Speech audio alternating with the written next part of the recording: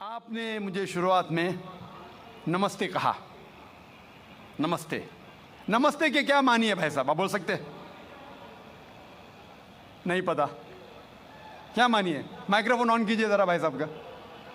नमस्ते मतलब मैं सर झुका के मैं आपको नमन करता हूँ। हाँ, सर झुका के आप मुझे नमन करता हूँ। नमन करता हूँ। सर झुका के मुझे नमन करना शिर्क है, हराम है, प्रोहिबिटेड है। आप मेरे सामने भी सर नहीं झुका सकते, चाहे आप मुझसे मोहब्बत करते हैं, चाहे आप मेरी इज्जत करते हैं, फिर भी आप मेरे सामने सर नहीं झुका सकते। सर झुकाना चाहिए तो सिर्फ खुदा के सामने, अल्लाह के सामने, और मैं खुदा नहीं हूं।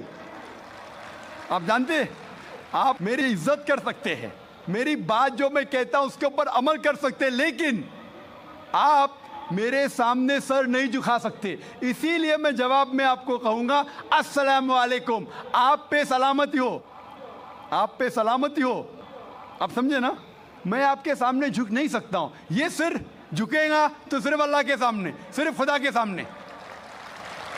तो आपने बड़प्पन में मुझे कहा, लेकिन अगर गलत चीज कहा तो मैं वापस से जवाब नहीं दे सकता हूं, क्योंकि मैं जानता हूं जो लोग नहीं जानते वो ऐसे हरकत कर सकते हैं। मिसाल के तौर पे 1 महीना पहले मैं जब बॉम्बे एयरपोर्ट पे था तो एक औरत, हिंदू खातून, मुझे पूछी कि आप डॉक्टर जाकिर नाइक है?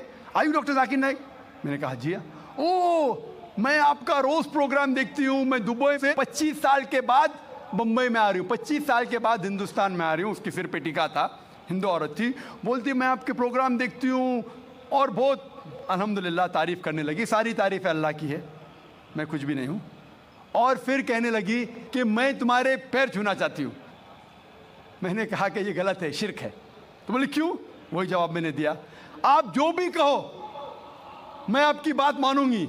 तो मैंने कहा आप कुरान मजीद पढ़िए, कुरान मजीद पढ़िए और इसके ऊपर अमल कीजिए।